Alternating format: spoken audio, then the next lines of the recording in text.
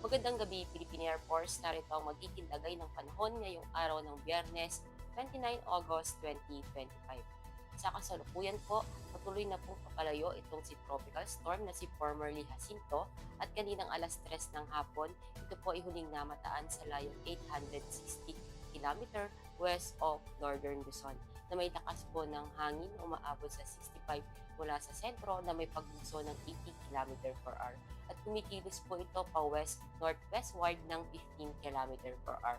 At dahil nga po sa trap nitong si tropical storm, aalasahan po natin dito sa Ilocos Region, sa Batanes, sa Babuyan Island, sa Zambales at Bataan ay makakaranas ng maulap na kalangitan na may mga kalat-kalat na pag-ulan, pagkulog at pagkidlat.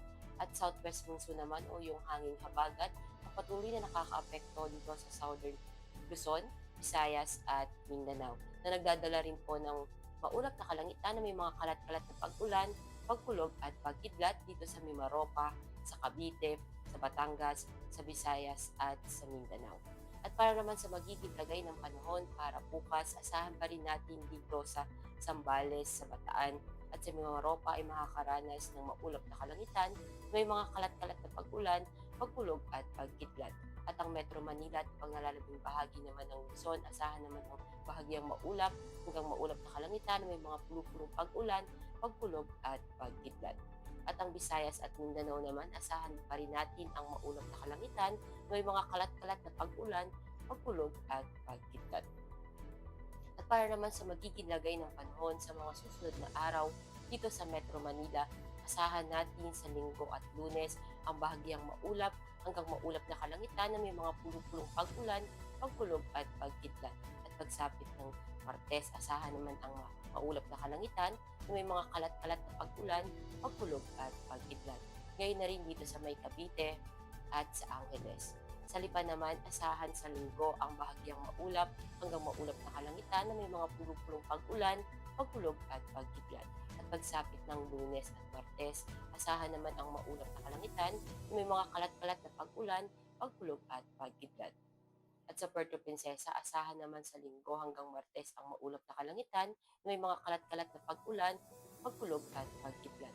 Gayun na rin dito sa Kalayaan Island.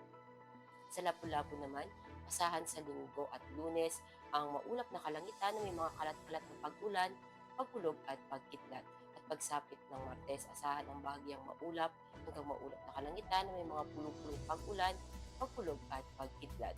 Gayun na rin dito sa Zamboanga. At sa Davao naman, asahan sa Linggo ang maulap na kalangitan na may mga kalat-kalat na pag-ulan, pagkulog at pagkidlat. At sa Lunes at Martes, asahan naman ang bahagyang maulap hanggang maulap na kalangitan na may mga pulupulong pag-ulan, pagkulog at pagkidlat.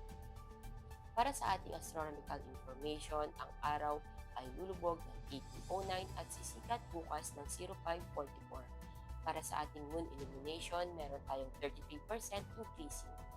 Para manatiling updated sa lagay at taya ng panahon, i-follow lamang ang Air Force Weather Center sa aming mga social media accounts. At yan lamang po ang latest update natin sa weather sa ngalan ng aming commanding officer na si Colonel Alvijan Cugador PAP GSC. Ako si Sergeant Ashley F. Pinukulangan, Philippine Air Force Weather Forecaster ng Air Force Weather Center. Muli, magandang gabi, Philippine Air Force.